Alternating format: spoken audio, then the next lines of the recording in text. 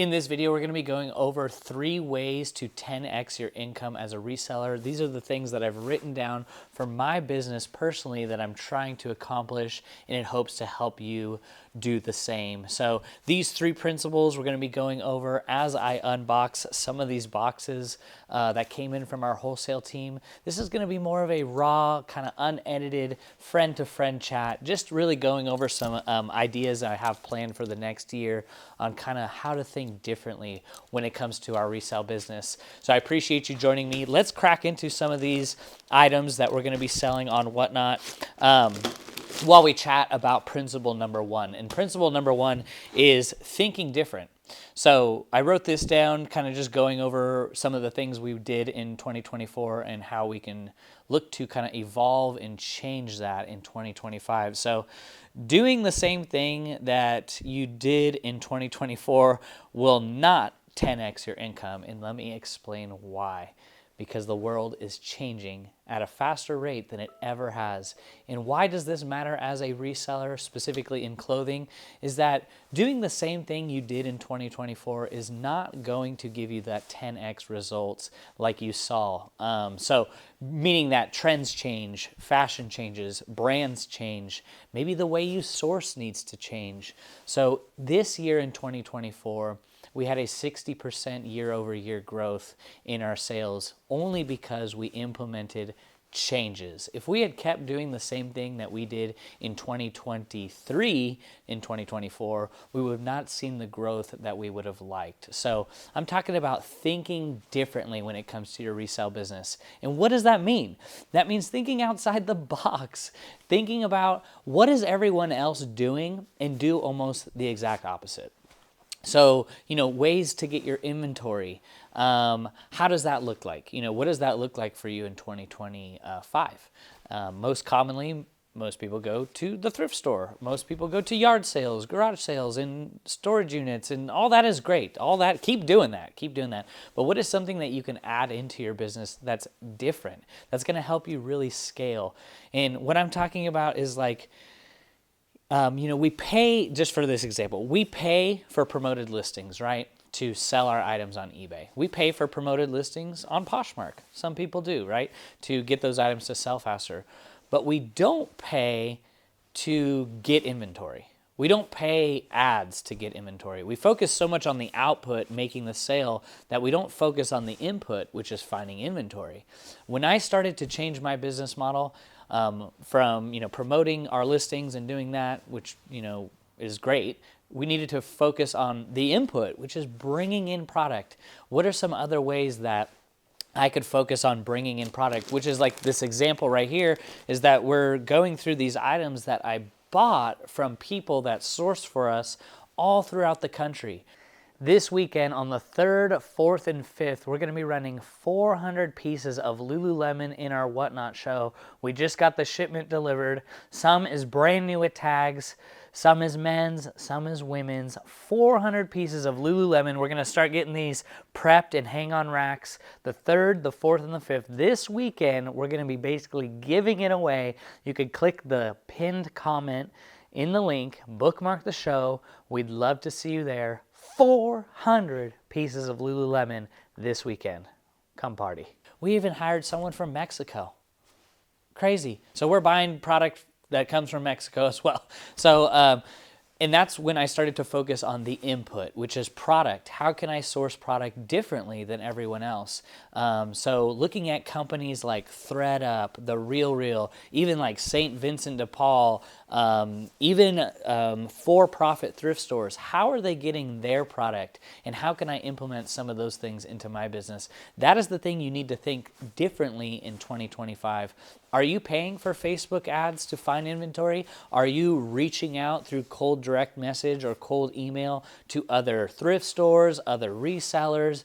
Are you just asking? Are you putting the word of mouth out there? Because I really do believe that your resale business is a huge the determining factor to your success in your reselling business is the way you source and the way you get inventory. So by teaming up with people throughout the country, we've been able to find product that we would have never been able to find. The easiest way and it's still an amazing way. You should continue to do it. Is to go to the thrift store, go to those yard sales, go to the estate sales and get the inventory. But I think the next level of evolution in your resale business is to take that next step and starting to hire people to find inventory for you, or to look to buy wholesale in small amounts, or just do something different, looking for that rag house you've been looking to find, teaming up with storage unit people that don't care about the clothing. That next step is, looking in different ways in different areas for product. So that's what I started to do in July of this year, and we've grown our wholesale team to over 30 members that we do reoccurring business with. So where I'm going with this is just you got to think different when it comes to sourcing. Everyone knows that you could get stuff at the thrift store, hence the higher thrift store prices. That's why they're going up, because there's more demand heading into the thrift store. So being able to think different about the input is going to be huge, and is going to help you 10x your business by just implementing new ideas, new strategies. Let's see. Peter Millar, hey, nice. All right, so Peter Millar, we got that. And we got two other principles, and then kind of like an extra principle that's going to help you. But it's pretty interesting that we don't, you're a business owner, you're an entrepreneur, you're doing this on the part-time side hustle, whatever. It's still a business regardless. And what do businesses do to be successful? They market their product. What are we marketing for if we're a reseller? We're marketing to find inventory. So you're marketing, promoting your listings, but are you marketing for getting items into your business? That's just something I ask you. How are you getting the word of mouth out there that you are a reseller and you are looking for product? Are you doing that? Start with friends and family, start with Facebook ads, start with reaching out through cold email, cold direct messages. This is a basic function of business, is inbound and outbound marketing. And if you are, don't know how to do it and it seems hard, it's only hard to start. Once you get, learning some of the principles on looking for product, you're going to be able to know how to do it. So learning Facebook ads is really hard. It was hard for me when I first started, but then I learned how to do it, and it's gotten much easier. Same thing with TikTok ads. Same thing with cold outbound email, cold direct messages. All of that seems hard to start, but how much effort are you putting into the outbound and inbound marketing, making it known that you're looking for product?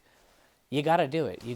It's as simple as that. A simple strategy that you can implement right now is just go to the Goodwill outlet in your area, go to the Goodwill bins, print some cards off Vistaprint and say, we buy inventory, scan this QR code here, and just literally pass them out to everyone at the Goodwill outlet. And there you go. I mean, that's like the most basic, simple strategy to doing it, is to go to the Goodwill outlet, hand out a bunch of cards and say, hey, you're paying $2, $3 for that item. How about I pay you $6 right now? And then remember, not everyone at the Goodwill outlet resells on eBay. So a lot of them are reselling to, consignment stores, Buffalo Exchange, Plato's Closet. So that's something I would capitalize right now. Print out some cards, start handing them out to everyone at the Goodwill outlet. And there you go. So that's another thing that I would do. Another one would be number 2 is focusing on inbound and outbound marketing, focusing on input just as much as output. So sourcing differently, which is kind of meshes into number 1, but you really got to make that a point of emphasis. For those people that are watching on the other side, do you have a social media? Do you have a way to put what you want out there organically? Social media is free, so remember that. Social media is free, and it's important to get yourself established on social media. Think about how many businesses are not on social media. They're failing, so you got to adapt. You got to adapt to that. We got a crazy delivery coming in. UPS, more product. Okay, so we got this Robert Graham, amazing. But yeah, just wanted to have this open conversation with you because I care as much about my business as yours, because I know you could do this as well. A lot of people are looking for new ways to make more money in their resale business. I think when it all comes down to it, you just got to think differently. You got to think differently than the common business owner. So number 2 would be, inbound, outbound marketing. But are you starting social media? Are you looking to do social media, like as simple as starting an Instagram account or a TikTok and just making content around your business, what you find? And I know it's not for everyone, but if you're looking to take the next step, you're going to have to figure out, how can I get the word of mouth out there? You don't have to do social media to grow your business. You could just start messaging people. You can start cold DMing people or cold email, sending that out to people to look for product. It's really as simple as that, but I think a lot of people just hesitate getting started. We're so focused on the output of getting the listings up, putting a promotion on there, my title, my photos, which is all very important part of the process. But are you focusing that much effort on the front end, which is finding inventory?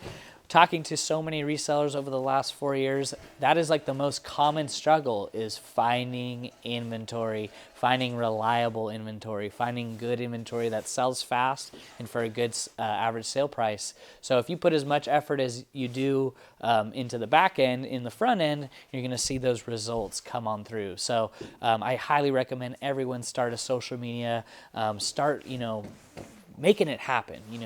Where there's a will, there's a way. And that's what I had to do to make it happen, was just starting with YouTube, starting with Instagram, and start making it known that, hey, we're looking for inventory. We will pay you to find inventory. And that's how we went about that process. I recommend everyone do that. Number 3 this is probably going to be, not for everybody, but for the people that do love this stuff, is using AI to scale your business. I'll talk more about this in the channel for people who do want to learn, but for things that I'm doing right now in my business with AI, is that I have it basically like AI agents that are working for me.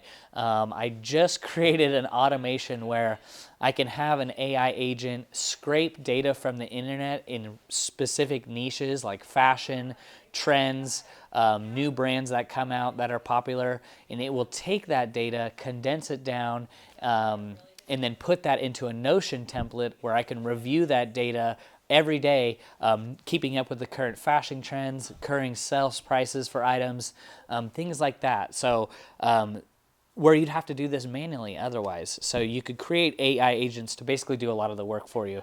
You can create agents to learn about sell-through rate and average sale price. You can, this is probably going to be a little bit much for everyone, but you can integrate the eBay API into an AI agent where it can look at the trending data from eBay and then put that into a Notion template so you could review that. And you could do sell-through rates. You could look up average sale prices. You could look up different trends. So product research, you could look for BOLO brands, trend changes. You could use it to send cold emails to other people on Instagram, TikTok, Facebook, LinkedIn, and you can have this bot working for you nonstop. You could train it on your own content. This is the stuff that I'm really nerding out about in 2025, basically having a team of AI agents working for me so I could basically buy back my time, right? So sending cold emails to businesses looking for product. There's another AI app called Instantly.ai where you can target local business owners in your region, like let's say local thrift stores. You can have it send out an email to 1,000 thrift stores in the Pacific Northwest, and then just keep cold emailing them, seeing if they have product, if they want to start consignment, or if they want to work with you. Also goes the same thing for brands. Start cold emailing Lululemon, Viore, Nike, Carhartt, North Face, and seeing if they're open to a partnership with you to consign the product, sell the product, whatever. It's worth a shot. But this is the year of 2025 that we need to think differently when it comes to our resale business. We need to start treating it like a business and not I do not see a lot of talk about how are we marketing our resale business? How are we looking to get product into our business? I want to get into, whenever you want to learn how to do anything, you must follow these two principles, because I know probably what I'm talking about is going to be new for people. I mean, it was new for me a couple years ago. Just learning how to think different when it comes to reselling is the first thing that I did. To start applying some of these different principles was analyzing what is the difference between the top 10% of resale businesses and what is the difference between the bottom 90%. What is the top 10% doing in their business that's making them millions and millions over year versus the bottom 90, and how can I focus on what the top 10% does and avoid what the bottom 90%. So avoiding the mistakes from the bottom 90% and doing more of the behaviors of the top 10% are going to lead you to accelerating the growth in your business. And I'm talking about companies like I had mentioned before, like what is ThreadUp doing that I'm not doing, and how can I apply some of the things that they're doing so I could get more product into my business. Same thing is like look at thrift stores that are either for-profit, nonprofit. How are they marketing to get product into their business? And other than Goodwill and St. Vinny's and all the big ones, but how are they getting their product? And how can we focus on getting product? That's not just clothing if you're just a clothing reseller, but other, trading cards, video games, CDs. What are you looking to sell?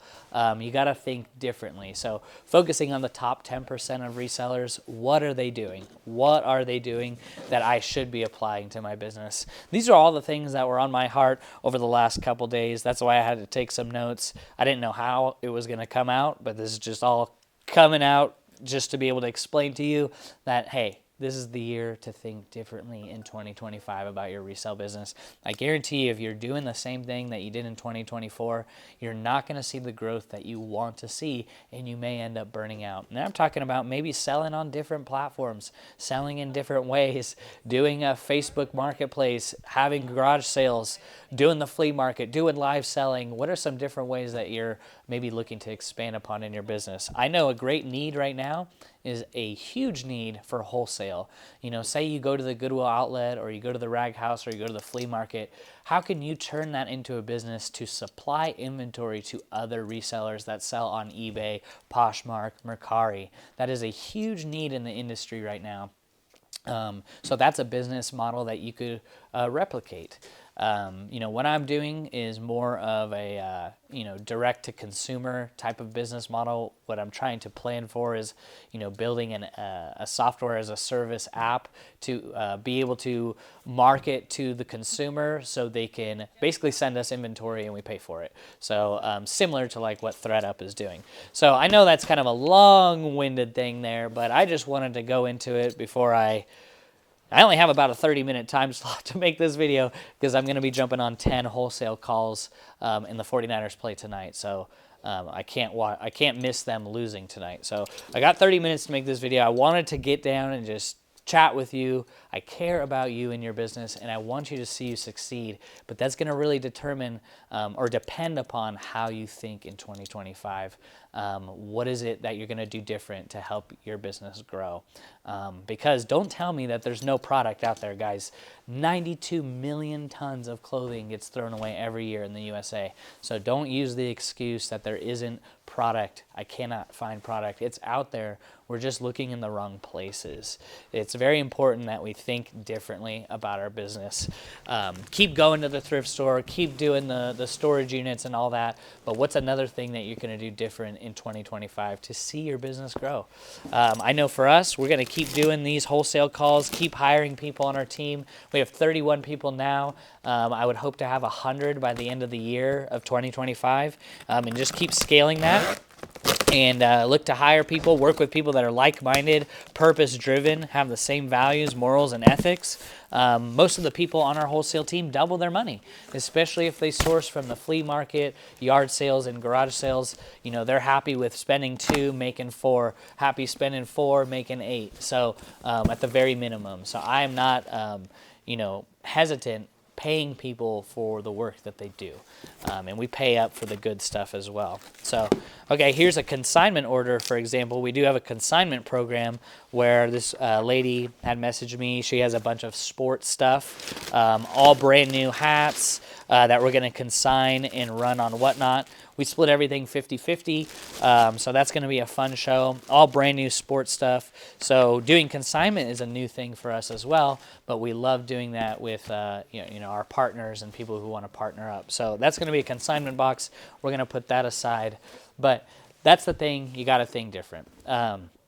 Another thing too is we are looking this week. We're getting our first pallet of brand new with tags band tees that we're going to be running on Whatnot. So we're going to start bringing in pallets and starting to get into the new with tag items. Right now being delivered is a ton of stuff, so I'm going to go help them out. But we ordered a bunch of boots, partnering up with people, ordering a bunch of brand new boots that we're going to run on Whatnot. So the future looks bright.